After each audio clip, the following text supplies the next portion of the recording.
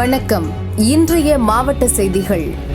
Dharmapuri bus stand அருகில் உள்ள பிரபல துணிக்கடையை கடந்த 3ஆம் தேதி இரவு வழக்கம்போல் கடையை அடைத்துவிட்டு ஊழியர்கள் சென்றனர். மறுநாள் காலை கடையை திறந்தபோது கடையின் மேற்கூரையை உடைத்து ஒரு கடையில் 5 லட்சம் ரூபாயும் மற்றொரு கடையில் 1,95,000 ரூபாய் என மொத்தம் 6.95 லட்சம் கொள்ளை போனது.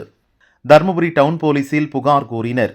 போலீசார் கடைகளில் இருந்த சிசிடிவி கேமரா பதிவை வைத்து விசாரணை நடத்தினர்.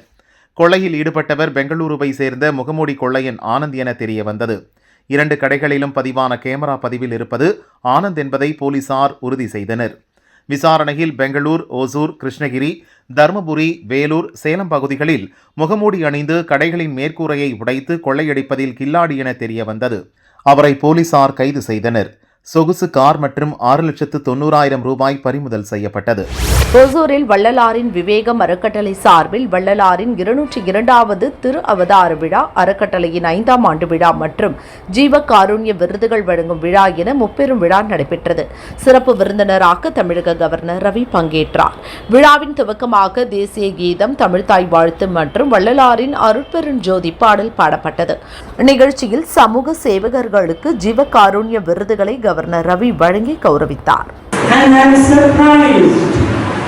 I am surprised that this is happening not only in the land of Varada, but in the land where politics has been all the time around Samuganiti. All this last more than 6 decades we have been talking morning, evening, night about Samuganiti. At the same time, the discrimination has continued. The violence against scheduled castes, our Dalits, their brothers and sisters have increased. Caste-related violence continues.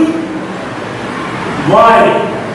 How can it happen in the land of Varada? And then I wonder if our people, especially those who talk too much about Samuganiti, if only they would follow Varada, there would be a devotee of Varada. Things would have improved much better. Nilgiri மாவட்டம் பந்தலூர் அருகே தேவாலா அரசு பழங்குடியினர் உயர்நிலைப் பள்ளியில் சமத்துவ பொங்கல் விழா வெகு சிறப்பாக நடைபெற்றது. ஆசிரியர் முருகன் வரவேற்றார். தலைமை ஆசிரியர் சமுத்திரபாண்டியன் தலைமை வகித்தார். சமூக ஆர்வலர் காளிமுத்து, கூடலூர் அரசு கல்லூரி உதவி பேராசிரியர் மகேஸ்வரன், மனவளக்கலை மன்ற தலைவர் ஹரிஹரன், கவுன்சிலர்கள் செல்வராணி, சூரியகலா ஆகியோர் துவக்கி வைத்தனர். தொடர்ந்து பள்ளி மாணவர்கள் சார்பில் பொங்கல் வைத்து அனைவருக்கும் வழங்கினர். மாணவர்கள் சிலம்பம், வாழ்வீச்சு, குங்ஃபூ பயிற்சிகளை செய்து காட்டினர். கோலப்போட்டி மற்றும் கயிறு இழுத்தல் போட்டிகள் நடத்தி பரிசுகள் வழங்கப்பட்டன. நிகழ்ச்சியில் ஆரம்ப பள்ளி தலைமை ஆசிரியர் சுஜாதா உள்ளிட்டோர் கலந்து கொண்டனர். ஆசிரியர் தவமுரளி நன்றி கூறினார்.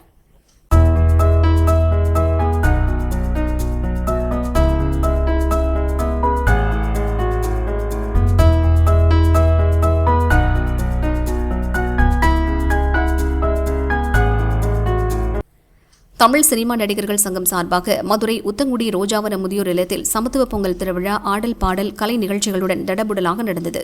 விழாவுக்கு வழக்கறிஞர் முத்துக்குமார் தலைமை வகித்தார். தமிழ் சினிமா நடிகர்கள் சங்க பொதுச் செயலாளர் சினி வினோத் முன்னிலை வகித்தார். சிறப்பு அழைப்பாளர்களாக DSP Justin Prabakaran, inspector Vanitha Malarvizhi, star Guru நட்சத்திர நண்பர்கள் அறக்கட்டளை செல்வகுமார் உள்ளிட்டோர் கலந்து கொண்டனர். முதியோர்களுடன் ஆடி பாடி விழாவை சிறப்பித்தனர். பாஜக மாநில பொருளாதார பிரிவு தலைவர் எம்.ஆர். ஷா. இவர் மதுரை திருமங்கலம் பகுதியில் உள்ள அன்னை ஃபாத்திமா காலேஜ் தலைவர். கடந்த ஆண்டு மார்ச் மாதம் ஷா மீது 15 வயது பள்ளி மாணவி ஒருவரின் தந்தை மதுரை தெற்கு அனைத்து மகளிர் காவல் நிலையத்தில் பாலியல் புகார் மனு அளித்திருந்தார். அதில் தனது மகளின் செல்போனில் ஷாவின் செல்போன் எண்ணிலிருந்து தொடர்ந்து ஆபாச உரையாடல்கள் வந்தது. ஷா முதலில் எனது மனைவியிடம் உனது கடனை அடைத்து விடுவதாக கூறி தகாத உறவில் இருந்துள்ளார்.